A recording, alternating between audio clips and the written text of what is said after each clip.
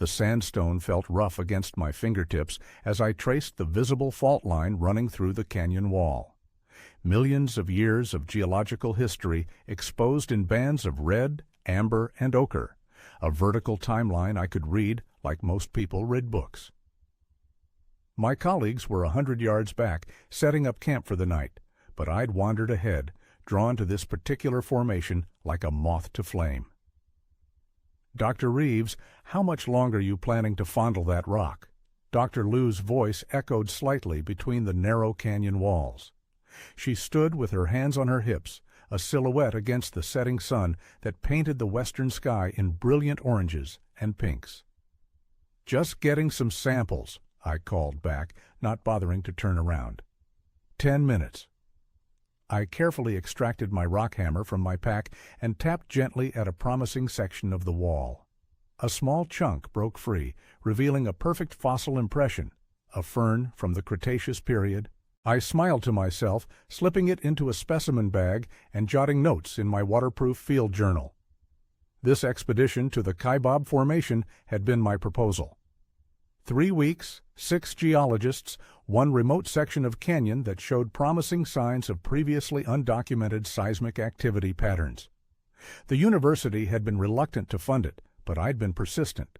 Stubborn, my ex-wife would have said.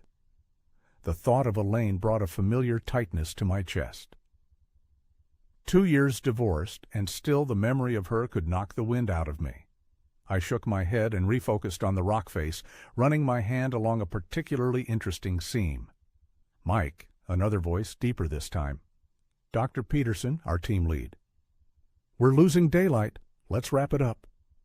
I sighed, slipping my hammer back into its holster. They were right. We had a strict schedule to maintain, and I needed to help set up the equipment for tomorrow's survey. I packed my samples carefully and took one last longing look at the canyon wall before turning back toward camp. The narrow path wound between towering walls of striated stone, the shadows growing longer with each passing minute. The temperature was already dropping. Desert nights were unforgiving, even in late spring. I adjusted my pack and quickened my pace, already thinking about the warmth of the camp stove and the freeze-dried stroganoff waiting in my pack. The first tremor was so subtle I nearly missed it, just a slight vibration beneath my boots, like a distant truck passing. I froze, waiting. The canyon went eerily silent. Even the birds had stopped calling. "Did you feel that?" I shouted toward the camp, my voice bouncing between the walls. No answer came. The second tremor hit with more force, sending small pebbles skittering down the canyon walls. My heart rate spiked, adrenaline flooding my system. This wasn't right. The geological survey showed no recent seismic activity in this area. That's why we were here, to study a supposedly dormant fault line. "Everyone take cover!" I yelled, breaking into a run toward camp. "Earthquake!" The ground lurched beneath me like a living thing. I stumbled, catching myself against the canyon wall as a roar filled the air, not the rumble of earth moving, but the terrible sound of rock breaking free. I looked up to see a massive section of the cliff face directly above me, detaching in slow motion. Training kicked in. I lunged away from the wall, sprinting toward the center of the canyon floor. The roar became deafening as tons of rock crashed down. Something struck my shoulder, sending me sprawling. My pack absorbed most of the impact, but pain shot through my left arm as I tumbled across the ground. When I finally stopped rolling, dust filled the air so thickly I could barely see my hand in front of my face. I pulled my bandana over my mouth and nose, coughing violently as I tried to orient myself. The tremors had subsided, but smaller rocks continued to fall sporadically, pattering around me like deadly rain. "Peterson, Liu!" I shouted when I could breathe again. "Anybody hear me?" My voice sounded muffled in the dust-choked air. As the minutes passed and the debris began to settle, the horrifying reality of my situation became clear. Where the path to camp had been now stood a wall of fallen rock at least 30 feet high, stretching from one canyon wall to the other. I was cut off. Night was falling rapidly now. I fumbled for my headlamp, wincing as pain lanced through my left arm when I moved. The beam cut through the settling dust, revealing the extent of the rock slide. There was no way around it. The entire width of the canyon was blocked. "Hello!" I shouted again, pressing my ear against the rock pile. "Can anyone hear me?" Nothing but the occasional clink of settling stones answered me. I reached for my radio, but found only broken plastic where it should have been attached to my pack strap. My satellite phone was in my tent, back at camp. The realization hit me like a physical blow. I was completely alone, with no way to contact my team or the outside world. We weren't due to check in with the university for another 3 days. No one would miss us until then. I sank to the ground, my back against a boulder, and took stock of my situation. My left arm throbbed, not broken, I thought, but badly bruised or possibly sprained. My pack had survived mostly intact, which meant I had my geological equipment, about 2 liters of water, some energy bars, my first aid kit, and my sleeping bag. No tent, no stove, no extra clothes beyond what I was wearing. The canyon walls rose at least 300 feet on either side, too steep to climb without proper equipment, especially with an injured arm. The only way out was to follow the canyon either forward or back, hoping to find a place to ascend or a way around the rock slide. As full darkness descended, the temperature plummeted. I pulled my sleeping bag from my pack and wrapped it around my shoulders, watching my breath form clouds in the beam of my headlamp. Stars appeared above the narrow strip of sky visible between the canyon walls, brilliant and cold. I'd studied rocks my entire life. I understood their composition, their history, the forces that shaped them over millions of years. I could look at a stone and tell you its age within 1,000 years, could explain exactly how it had formed and what it had witnessed in Earth's long history. But none of that knowledge would help me now. For the first time in my career, I cursed the rocks that had always been my passion. They had become my prison, and possibly my tomb. A coyote howled somewhere in the distance, the sound echoing between the canyon walls. I shivered, not entirely from the cold. Tomorrow, I would need to make decisions. Tonight, I would survive. I clicked off my headlamp to conserve the batteries, letting darkness envelop me completely. In the distance, I felt rather than heard another subtle tremor pass through the earth beneath me. An aftershock, or a warning of something worse to come. Sleep came in fitful bursts. Every time I drifted off, another aftershock would jolt me awake, my heart hammering against my ribs. The night stretched endlessly, the canyon amplifying every sound, rocks settling, wind whistling through crevices, the occasional scurrying of some nocturnal creature. Dawn arrived with painful slowness, gray light seeping into the canyon. I sat up, wincing as pain shot through my left arm. The swelling had increased overnight, stretching the skin tight and shiny. I fumbled one-handed through my first aid kit, found the elastic bandage, and wrapped my arm as best I could. 2 ibuprofen tablets washed down with carefully rationed water dulled the edge of the pain. "Think, Marcus," I muttered to myself, my voice sounding alien in the silence. "Assess the situation. Make a plan." The scientific part of my brain took over, cataloging facts and variables like specimens in a lab. I was approximately 12 miles into Red Rock Canyon when the earthquake hit. The expedition's base camp was another 8 miles ahead. The rock slide behind me blocked the way I'd come. Moving forward seemed logical, but what if there were more blockages ahead? What if the canyon narrowed further, becoming impassable? The topographical maps were in Dr. Reeves's pack, not mine. I packed my sleeping bag and stood, legs stiff from the cold night. My watch read 6:42 a.m. If I started now, I could cover significant ground before the midday heat made movement exhausting. Forward, I decided aloud, 8 miles to base camp. The canyon floor was treacherous. Loose scree and fallen boulders from yesterday's earthquake created an obstacle course that required constant vigilance. Every step demanded calculation, which rocks might shift, which path offered stable footing. The geological part of my brain couldn't help identifying each hazard, weathered sandstone, unstable shale, crumbling limestone, even as I navigated around them. By mid-morning, sweat soaked my shirt despite the canyon's shadow. My injured arm throbbed in time with my heartbeat. I stopped to rest, leaning against the canyon wall, and took a careful sip of water. 1 liter gone already. I needed to be more conservative. The canyon walls loomed above me, layers of sedimentary rock telling a story millions of years old. Normally, I'd be fascinated, taking samples, photographing formations. Now they were just walls of my prison, indifferent to my existence. As I pushed myself away from the wall to continue, a flake of sandstone crumbled under my hand.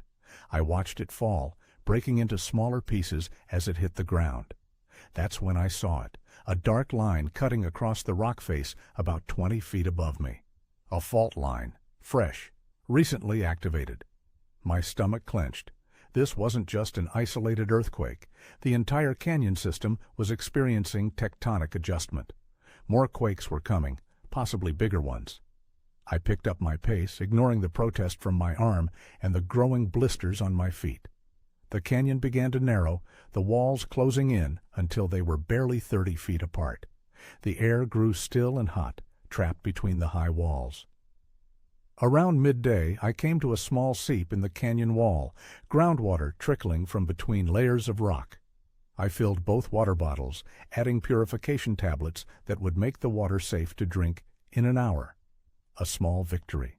The sound came without warning, a deep, resonant rumble that seemed to emanate from the earth itself. The ground beneath my feet began to tremble. "No, no, no," I whispered, searching desperately for cover. There, an overhang in the canyon wall where erosion had carved a shallow alcove. I dove for it just as the quake hit in earnest, stronger than yesterday's. Rocks crashed down around me as I pressed myself against the back wall of the alcove, arms covering my head, despite the pain in my left arm. The world roared and shook for what seemed like eternity, but was probably less than a minute. When it finally stopped, dust filled the air, choking me. I coughed violently, tears streaming down my dirt-caked face. When the dust settled, my heart sank. Another rock slide blocked the canyon ahead. I was trapped between 2 walls of fallen rock. Despair washed over me like a physical force. I slid down the wall to sit on the ground, suddenly exhausted beyond measure. The rational, analytical geologist in me seemed to step outside my body, observing with clinical detachment. Subject showing signs of shock, elevated heart rate, rapid breathing, cognitive function impaired. "Stop it," I said aloud, my voice cracking. "Think." I forced myself to eat an energy bar, chewing mechanically. The sweet, artificial taste turned my stomach, but I needed the calories. I sipped water, rinsed the dust from my mouth. Options. I needed options. The rock slide ahead looked smaller than the one behind me. Maybe I could climb over it, with one good arm? Unlikely, but possible. Or I could try scaling the canyon walls. They were steep, but not completely vertical. There were ledges, handholds, but again, one arm, and if I fell. As the afternoon wore on, I examined both rock slides more carefully. The one ahead was indeed smaller, consisting of looser material. I began to clear rocks methodically, creating a path. Each stone moved sent pain shooting through my injured arm, but I continued, driven by a growing certainty that staying put meant death. By sunset, I'd cleared enough to see that the rock slide was only about 15 feet thick. Tomorrow, I might be able to create a passage through it. I made camp in the alcove that had protected me during the aftershock. As darkness fell, the temperature dropped rapidly. I ate another energy bar, drank measured sips of water, and wrapped myself in my sleeping bag. My thoughts turned to the expedition team. Had they felt these quakes too? Were they looking for me, or were they dealing with their own emergencies? Dr. Reeves was experienced, cautious. She would have protocols for earthquake response, but would those protocols include searching for a missing team member or prioritizing the safety of the group? As stars appeared in the narrow strip of sky above, I allowed myself to consider the possibility that I was truly on my own. No rescue was coming, at least not soon enough. Sleep eluded me. Every sound, the settling of rocks, the whisper of wind, sent adrenaline coursing through my veins. My mind raced through scenarios, calculations, probabilities. Then, cutting through the night, a sound that didn't belong, a rhythmic tapping, distant but distinct. I sat up, straining to hear. 3 quick taps, pause, 3 more. A signal. Someone was looking for me after all. I scrambled for my pack, found my geological hammer, and struck the canyon wall. 3 times. Pause. 3 times. The response came almost immediately. 3 taps. Closer now. For the first time since the earthquake, I felt something other than fear and calculation. Hope. The tapping continued through the night, drawing closer, then fading, then returning. I kept responding, rationing my strength, but desperate to maintain contact. My geological hammer became an extension of my good arm, striking the rock wall in the universal distress pattern. 3 quick taps, pause, 3 more. Dawn broke with cruel clarity. The tapping had stopped around 3 a.m., and as light gradually filled the canyon, I understood why. What I'd mistaken for human signals was merely water dripping rhythmically from a new fissure in the canyon wall, striking a loose rock below. The earthquake had altered the hydrology of the area, creating this phantom rescuer. I sat with my back against the rock, hammer still clutched in my hand, and laughed until tears came. The sound echoed mockingly through the canyon. The false hope had drained me more than any physical exertion. I forced myself to drink water and eat half an energy bar, mechanically going through the motions while my mind recalibrated. "Get it together," I muttered to myself. My voice sounded strange, too loud, too human in this indifferent landscape. Nobody's coming. Move or die. I turned my attention back to the rock slide I'd been clearing. In the morning light, I could better assess my progress. I'd created a small channel through the debris, but it would take another full day of work to make it passable. My broken arm throbbed beneath its makeshift splint. I checked it carefully, relieved to see no signs of infection, though the bruising had spread in sickly yellows and purples. I redressed it with the remaining clean bandages from my first aid kit, then fashioned a more secure sling using a torn section of my spare shirt. Working methodically, I established a routine. Move rocks for 45 minutes, rest for 15. Drink precisely 2 ounces of water during each rest period. Check the sky for weather changes. Listen for aftershocks. The rhythm of work provided structure in a situation defined by chaos. By midday, the sun beat directly into the canyon, turning it into an oven. Sweat soaked through my clothes, and my water supply dwindled faster than I'd calculated. I retreated to the shade of my alcove and assessed my resources. Water, less than 1 liter remaining. Food, 2.5 energy bars, a package of trail mix. First aid supplies, dwindling. Time, unknown. I studied my topographic map again, tracing the canyon's path with my finger. If I could get through this rock slide, I might reach the rendezvous point in 2 days, assuming no further obstacles. But that was a significant assumption. As the afternoon heat began to wane, I returned to my labor. Each rock removed was a small victory, each foot of progress a battle won. I developed techniques to compensate for my useless arm, using my legs and torso to leverage larger stones, creating a cascading effect where one strategic rock removed would send others tumbling safely away. The work was excruciating, but focused my mind. Pain became information, not emotion. Thirst became a condition to manage, not suffer from. I existed in a state of hyper-awareness, every sense attuned to my environment. Near sunset, I broke through to the other side. The passage was narrow. I would need to remove my pack and push it ahead of me. But it was passable. I allowed myself a moment of satisfaction before retreating to my alcove for the night.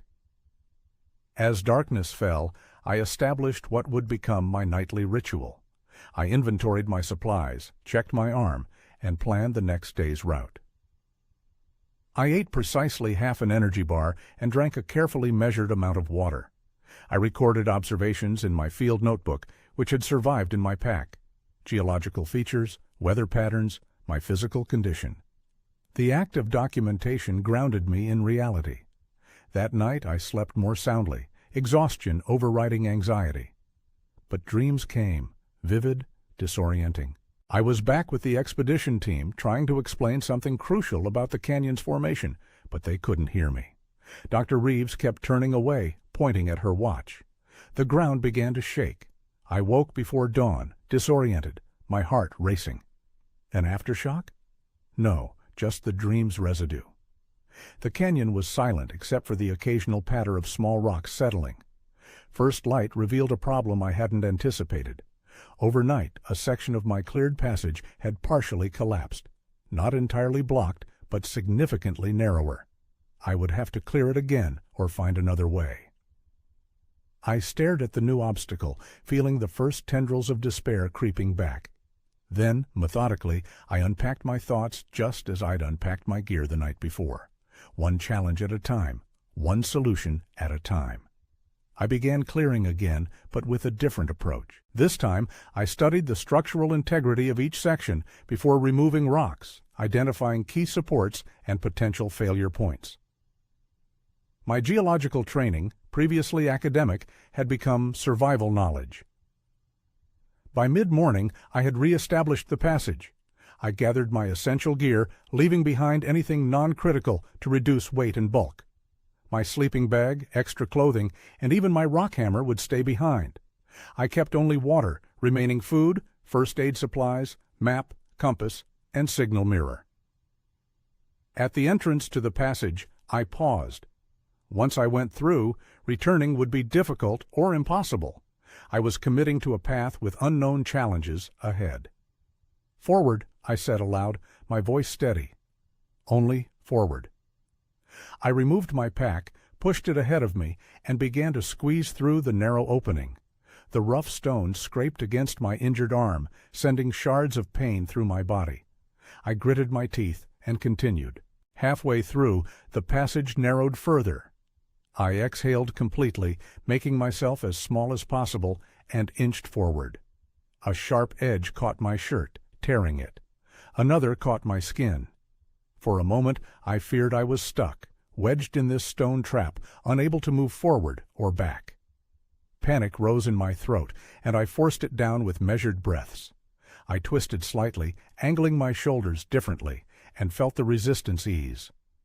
With a final push, I emerged on the other side. I lay there for several minutes, catching my breath, feeling the warm rock beneath me. Then I retrieved my pack, secured it as best I could with one arm, and surveyed the path ahead. The canyon continued, narrower than before, but passable. The walls showed signs of recent geological activity, fresh fractures, exposed strata that told the story of the earthquake's violence. To a geologist, these were fascinating features. To a survivor, they were warnings. I checked my water supply. Less than half a liter remained. Finding water had become my priority. I recalled from my pre-expedition research that this canyon system sometimes harbored small springs where groundwater emerged along fault lines. The earthquake might have created new ones. With careful steps, I moved forward. My body had adapted to its limitations, finding new balances, new ways to move efficiently with one functioning arm. My mind had adapted too, narrowing its focus to immediate concerns while maintaining awareness of the larger goal. As I rounded a bend in the canyon, the landscape changed subtly. The rock walls displayed more moisture, and small patches of green clung to crevices. Plants meant water. I quickened my pace, scanning the walls for seepage. Then I saw it, a dark line trickling down the canyon wall, collecting in a small hollow at the base. A spring, likely exposed by the earthquake. I approached cautiously, examining the surrounding rock for stability before getting closer. The water was clear but mineral-rich, leaving white deposits along its path. I tested it with a small taste, slightly alkaline but drinkable.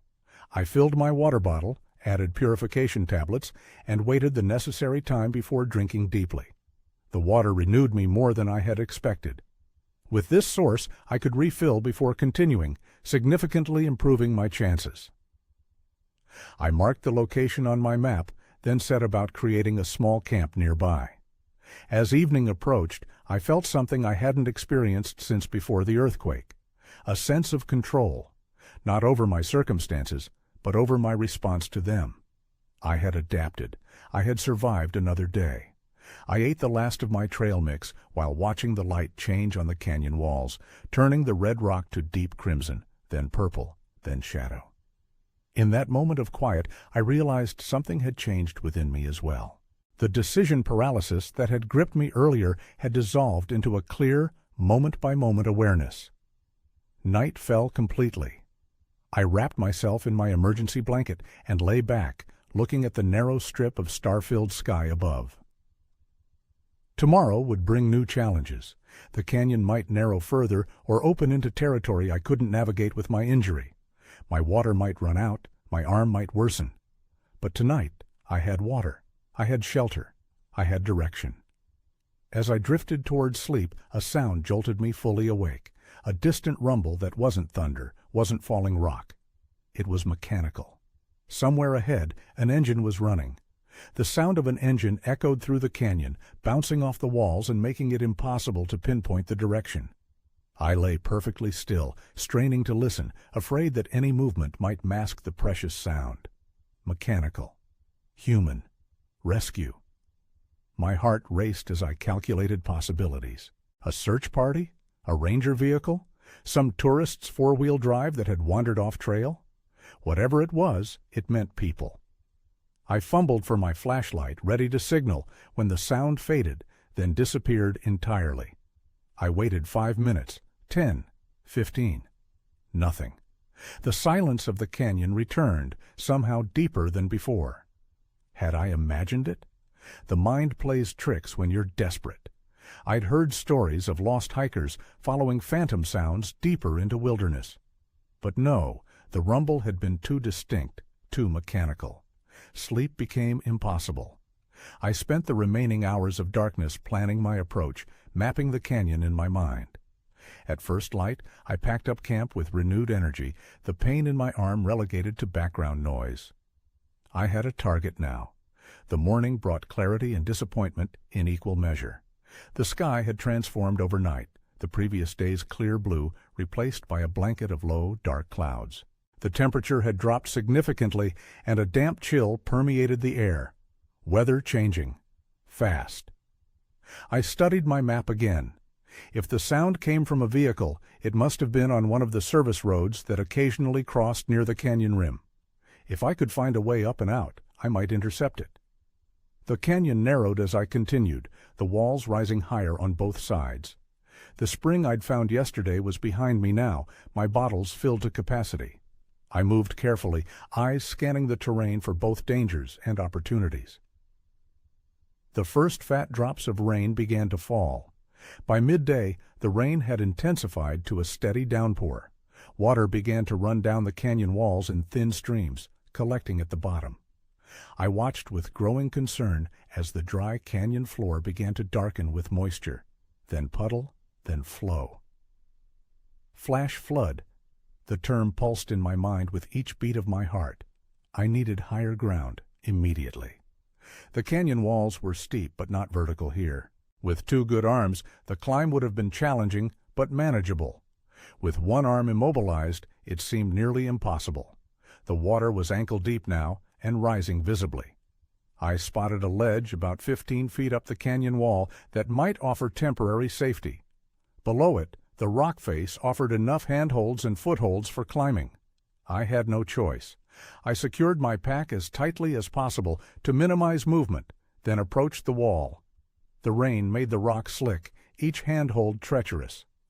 I tested my first grip, then began to climb, using my legs for most of the power and my good arm for balance and occasional pulls. The pain was immediate and intense. Each movement sent jolts through my injured arm despite the makeshift sling. I gritted my teeth and continued upward, focusing on each individual movement rather than the distance remaining. 10 feet up, my foot slipped on wet stone.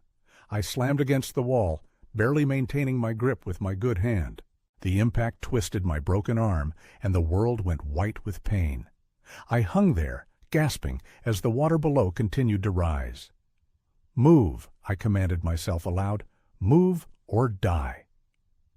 The last 5 feet took an eternity.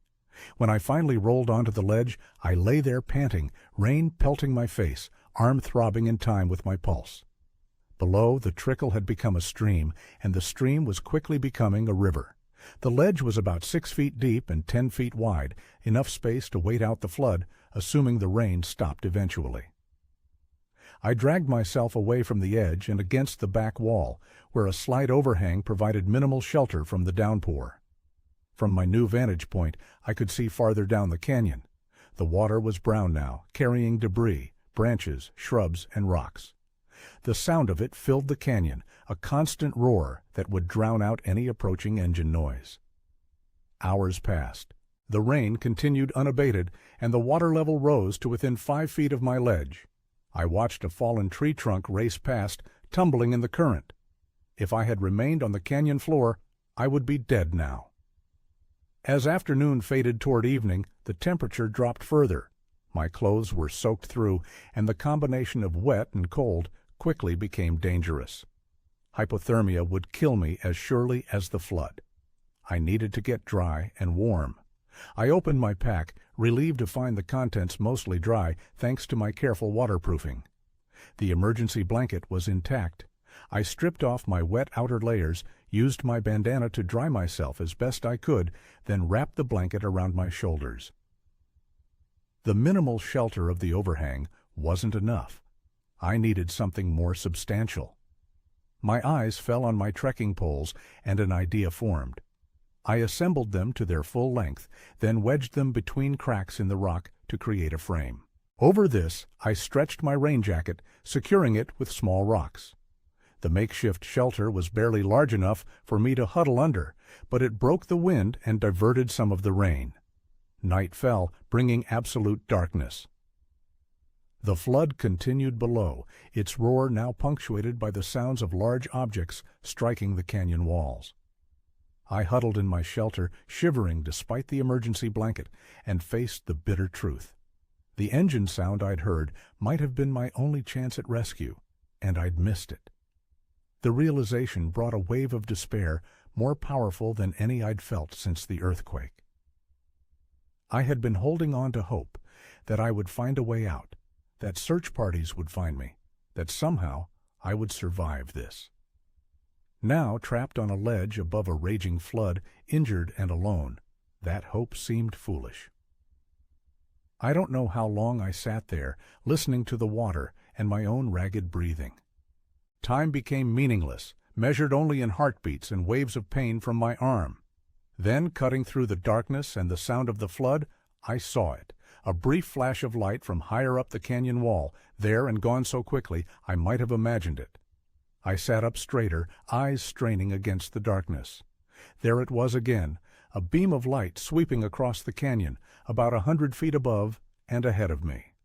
A flashlight. Someone was up there. I fumbled for my own light with numb fingers and switched it on, pointing it toward where I'd seen the beam. I flashed it in the universal SOS pattern. 3 short, 3 long, 3 short. For several agonizing seconds, there was nothing. Then the light above moved, deliberately sweeping back and forth 3 times. They'd seen me. The realization hit me with physical force. I wasn't alone anymore. Someone knew I was here. I flashed my light again, maintaining the signal, fighting the urge to wave it wildly. Discipline. Communication.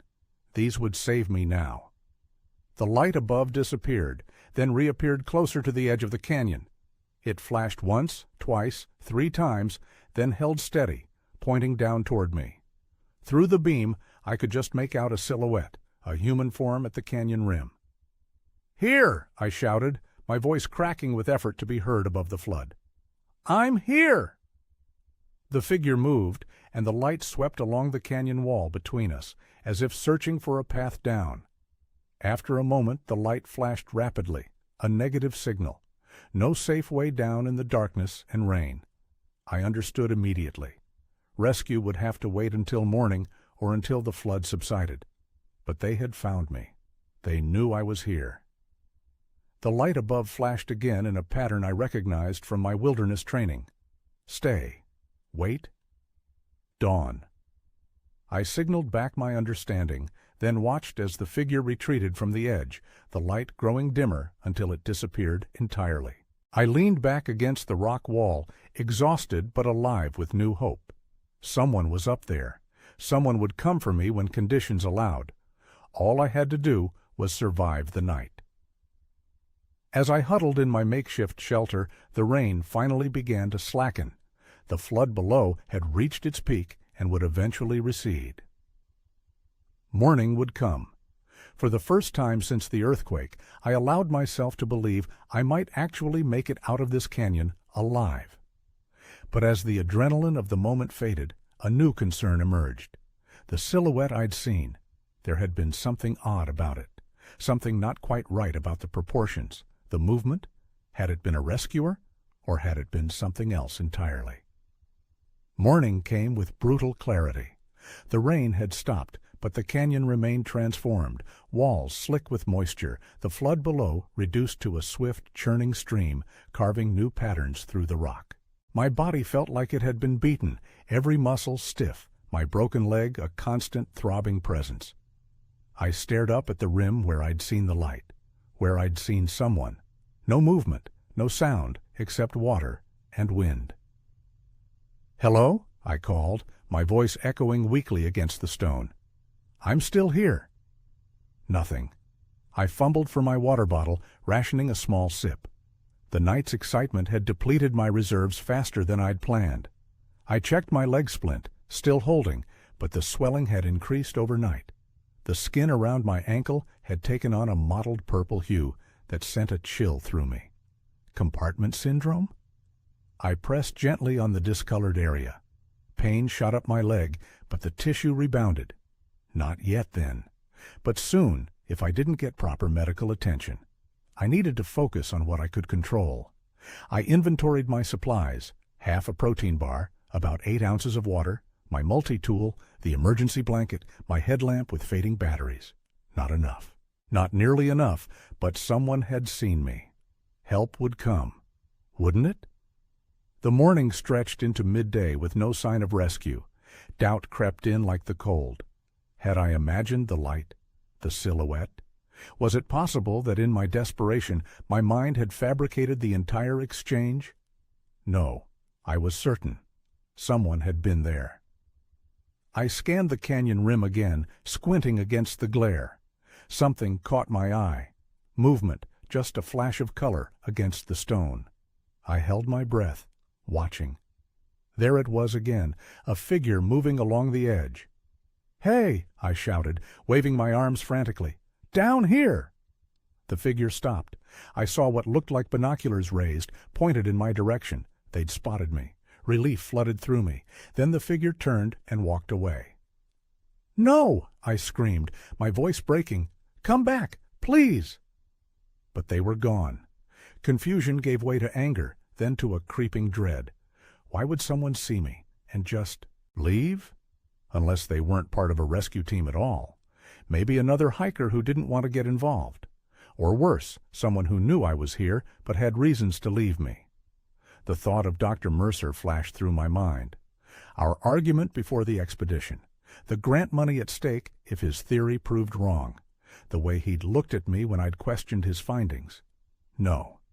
That was paranoia talking. The isolation was getting to me. I tried to stand, to see better, but my leg collapsed beneath me. I fell hard, striking my elbow against the rock. The pain momentarily blinded me, and when I could see again, I noticed blood seeping through my makeshift bandage. I'd torn something open. The wound was bleeding freely now. "Shit, shit, shit," I muttered, pressing the heel of my hand against it. I needed to elevate the leg, apply pressure, but I was running out of materials. I tore another strip from my shirt and bound it tightly around the wound. The day grew hotter. Thirst clawed at my throat. I allowed myself another small sip of water, knowing it wouldn't be enough. Dehydration would kill me before starvation, and with the new bleeding, that timeline had accelerated. Decision time. I couldn't keep waiting for rescue that might never come. I studied the canyon wall. In my current state, climbing was impossible. But what about traversing? The ledge I was on seemed to continue around a bend about 50 yards downstream. If I could reach that, maybe there was another way up, or at least a better position to be seen.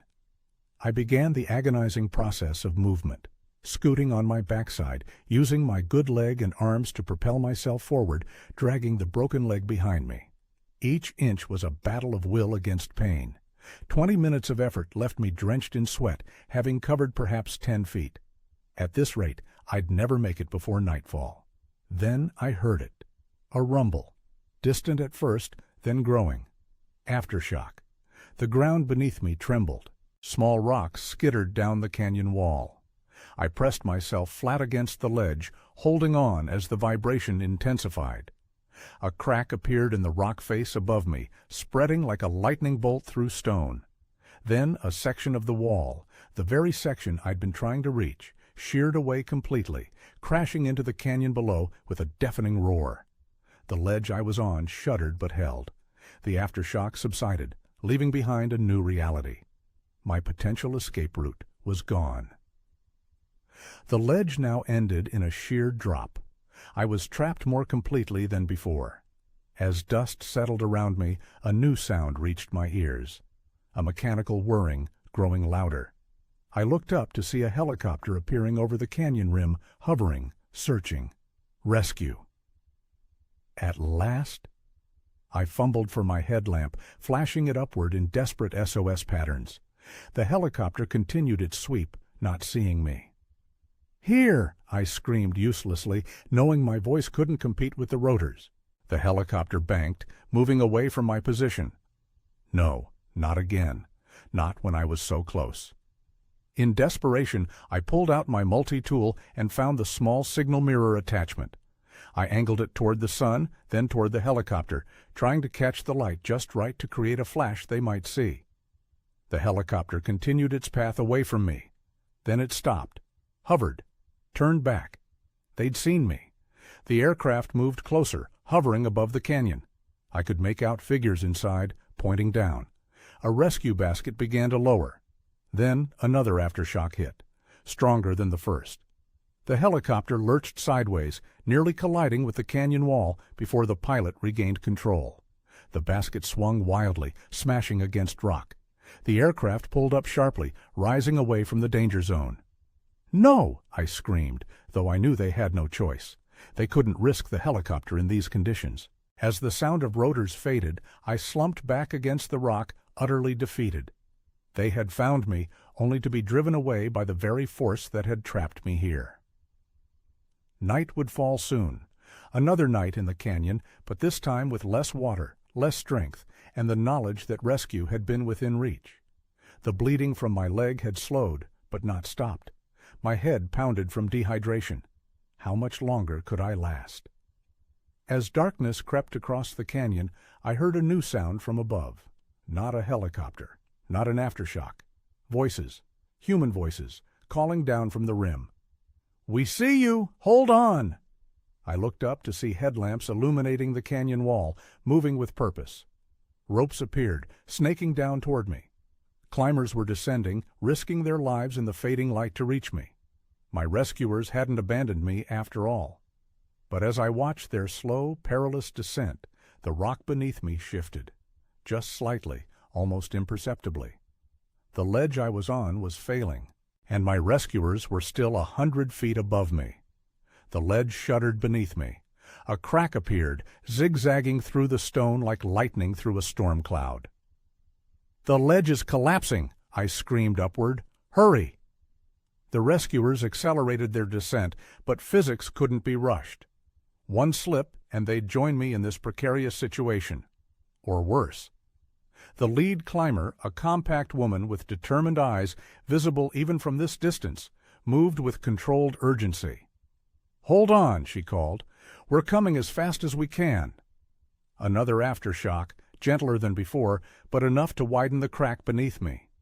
The ledge dropped a half-inch. My stomach lurched with it. Time slowed to a crawl. I assessed my options with the clinical detachment that sometimes comes in moments of extreme danger. I could try climbing up to meet them, but with my injured leg and exhausted state, I'd likely fall. I could stay put and hope the ledge held, but the growing crack suggested otherwise. Or I could try to find another position on the ledge, away from the fracture. The third option seemed best. I dragged myself toward the canyon wall, leaving a smear of blood. The pain in my leg had transformed from sharp agony to a dull throb. Not a good sign. Shock or nerve damage, possibly both. "The ledge is separating from the wall on your left," shouted the lead climber. "Move right." I obeyed, inching sideways. The effort left me gasping. My throat felt like sandpaper, my muscles trembling from exhaustion and dehydration. "Almost there," the climber called. 2 minutes. The ledge dropped another inch. A chunk of rock broke away, tumbling into the abyss. I pressed myself against the canyon wall, fingers finding tiny holds, using every ounce of remaining strength to take weight off the failing shelf of stone.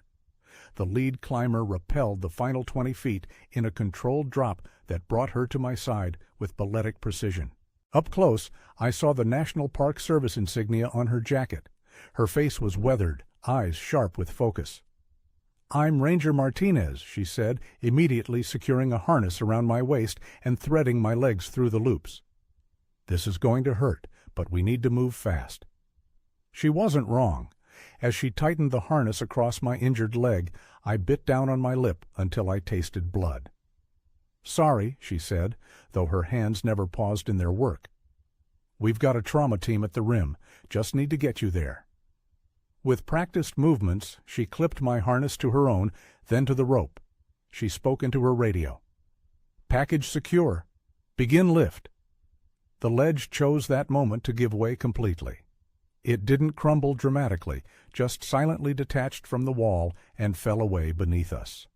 For one terrifying moment, we swung free, spinning slowly over the void. I might have screamed. I'm not sure. The world narrowed to the rope above us, the only thing between life and death. "It's okay," Martinez said calmly. "The anchor's held. We're good." The team above began hauling us up, inch by painful inch. Martinez kept one arm around me, the other managing our ascent. My broken leg dangled uselessly, occasionally bumping against the rock face despite her efforts to keep me clear. "Almost there," she said, after what seemed like hours. "You've got a hell of a story to tell when this is over." I wanted to thank her, but my parched throat produced only a rasp. "Save it," she said. "Water first, then talking." Hands reached down from above, many hands, pulling us over the rim.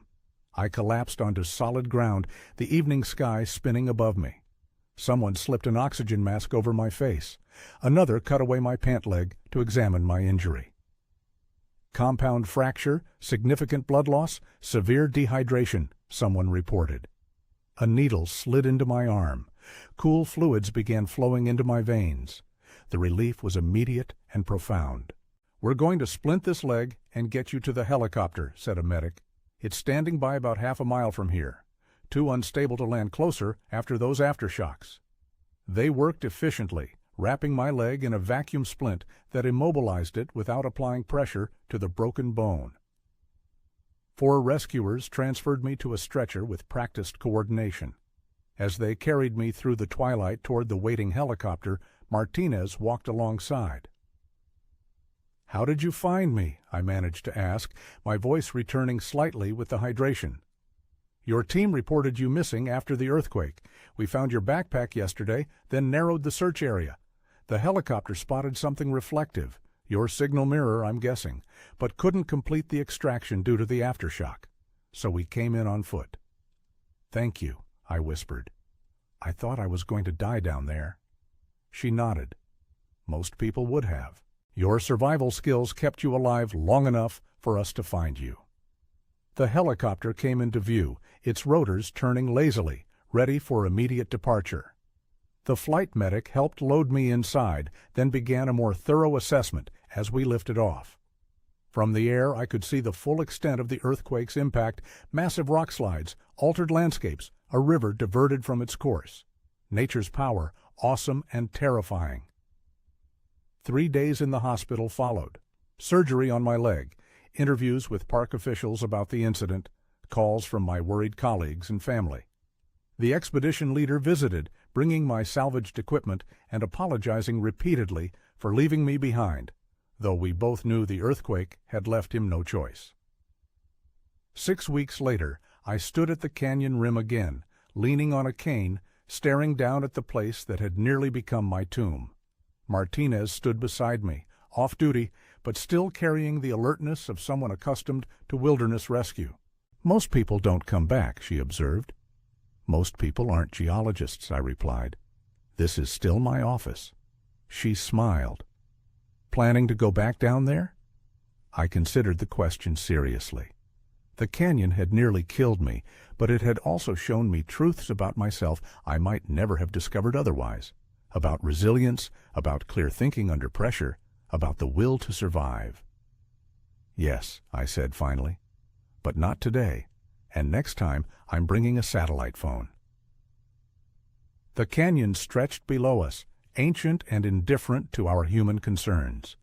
It would be there tomorrow, and for millions of tomorrows after we were gone. The earthquake that had nearly claimed my life was just another moment in its long geological history, a history I had dedicated my life to understanding. I turned from the edge, leaning on my cane, and took a step back, away from the abyss that had almost become my grave. The world of men was waiting for me, with its noise, its hurry, its soft beds and hot coffee. But I was no longer the man who had once descended into that canyon. I had learned what it meant to be tiny and powerless in the face of the ancient earth, the same earth I had spent my life studying under a microscope as if I could control it. But now I realized, the earth doesn't need our understanding. It just is. Living, breathing, indifferent. I survived not because of science, but because of pain, instinct, and stubbornness. Thanks to the voice in my head that wouldn't let me lie down and give up. Thanks to the voice that said, "Go, only forward." Now I'm not just a geologist. I've become part of the story of these rocks, the man who survived their wrath. And if nature does have a lesson for everyone, mine was not in a lecture hall, but among the crumbling rocks, in the silence of the night, among the stars and the whisper of the wind. Live while you can. Remember who you are, and go on even if everything is against you. I looked out at the endless, silent canyon, and it seemed to nod in response.